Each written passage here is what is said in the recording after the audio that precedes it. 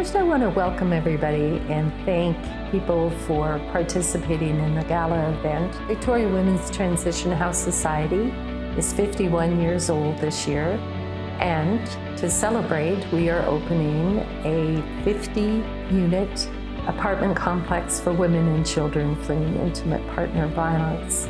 I'm Makenna. I'm the Executive Director of Victoria Women's Transition House Society, and I've served in that position for 15 years. We are an agency to provide services for women who are experiencing abuse in their intimate relationship. Coming into a safe environment slowly builds up their self-esteem. Hi, I'm Parm. I'm the Deputy Director at Victoria Women's Transition House. I've been working in this agency for over 40 years. So we get a call on our 24/7 crisis line, and people are brought in to an emergency 30-day stay shelter. The crisis line is available for women to ask information. We validate if they're experiencing abuse, we validate what is happening, that it is abuse, and what are the things that they can do to either get outside of that relationship, get to safety. This is to get people in, develop safety plans, get some crisis counseling, support for the children in transitioning out of their homes, and overall create a safe place for people to begin processing what they've experienced. There's stigmatism about women seeking assistance for intimate partner violence, and many in the public feel that these are uneducated, low income, and that only happens to certain people. And this is just not true. We have women from all walks of life that come here. We offer them life skills. We offer them validation of what they're going through. We have support groups. Most women do not fall in love immediately with an abuser. It comes out after the relationship has been going on a while.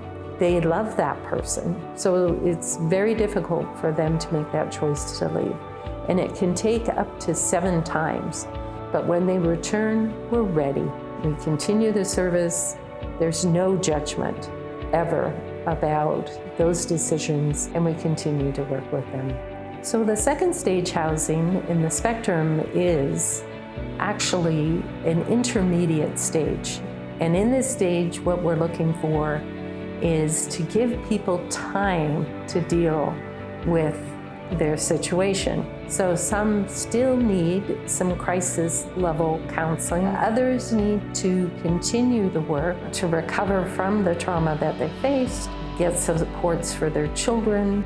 Sometimes it feels very heartbreaking when you see a child who's fearful to make noise, or who's fearful to leave his mom's side because he's been experiencing and he's been exposed to abuse, so he doesn't know where and what is safe. So what we try to do is validate when children are finally in a safe home where there is no, they don't worry about what's happening. They don't worry that mom's going to be hurt. What we do is try to give them a stable, calm environment, allow them to be children, allow them to play, allow them to draw. And this January, we were able to bring in families and children into a 50-unit building, 50 years of operations, and now we're in a 50-unit building. So it's very special. So 67% of shelters across Canada are serving Indigenous people. Only 11% of those shelters are providing culturally appropriate programming for Indigenous people. VWTH has taken that up as a real goal because Indigenous people face a more complex trauma. We are innovative in listening to what the community was asking for about reconciliation. We have artwork in our halls from Indigenous artists, and we're building the gathering space in the backyard and plan to do programming that should enhance services to the families that we'll be serving.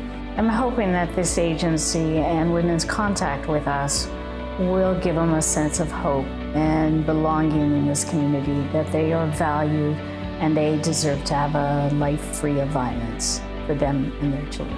When we look and project 50 years out, will we be in the same place? Will we have the same struggles? Will it even exist? And part of the hope is to continue on seeking funding for prevention and education and ways to break the violence cycle and see less and less of this happening. But it's going to take a lot of work to get us all there.